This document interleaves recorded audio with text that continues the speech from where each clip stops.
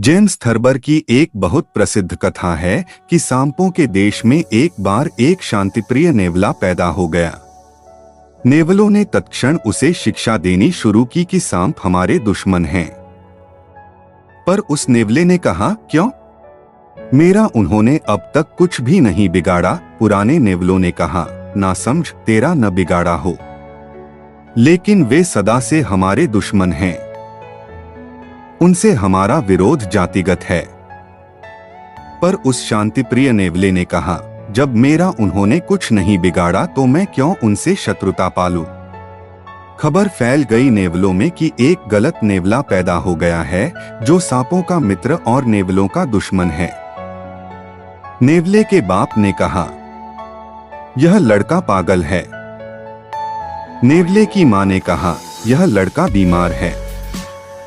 नेवले के भाइयों ने कहा, यह हमारा भाई बुजदिल है। समझाया बहुत उसे कि यह हमारा फर्ज है, राष्ट्रीय कर्तव्य है कि हम सांपों को मारे। हम इसीलिए हैं। इस पृथ्वी को सांपों से खाली कर देना है, क्योंकि उनके कारण ही सारी बुराई है। सांप ही शैतान है। उस शांतिप्रिय नेवले ने कहा, मैं तो इसमें कोई फर्क नहीं देखता।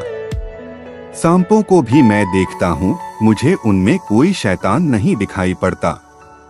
उनमें भी संत हैं और शैतान हैं, जैसे हम में भी संत और शैतान हैं। खबर फैल गई कि वह नेवला वस्तुतः सांप ही है। सांपों की तरह रेंगता है और उससे सावधान रहना, क्योंकि शक्ल उसकी नेवले की है और आत्मा सांप की है। बड़े बूढ़े इकट्ठे हुए, पंचायत की और उन्होंने आखिरी बार कोशिश की नेवले को समझाने की कि तू पागलपन मत कर। उस नेवले ने कहा, लेकिन सोचना समझना तो जरूरी है। एक नेवला भीड़ में से बोला, सोचना समझना गद्दारी है।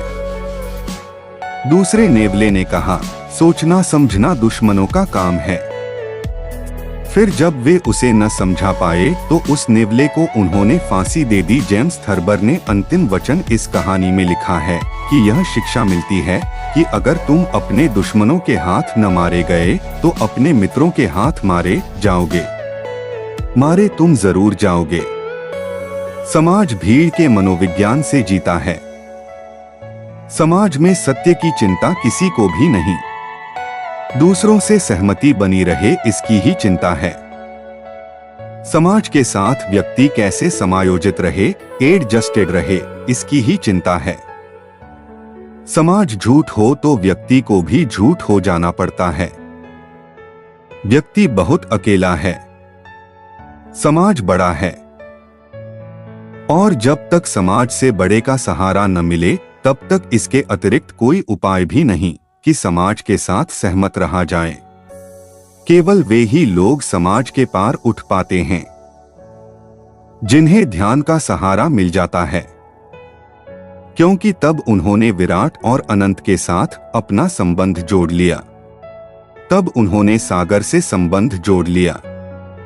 नदी से संबंध टूट भी जाए, दबरे से संबंध टूट भी जाए तो कोई अंतर नहीं पड़ता। ध्यान में प्रविष्ट होते ही व्यक्ति में एक समझ पैदा होती है। वो अंदर से तो विद्रोही होता है, लेकिन बाहर से समाज के साथ सामंजस्य बना के रखता है। अन्यथा समाज बहुत बड़ी घटना है। चारों तरफ वे ही लोग हैं। उनसे जरा भी तुम भिन्न हुए कि तुम पागल हो, उनसे जरा भी तुम अन्य हुए कि तुम नासमझ हो।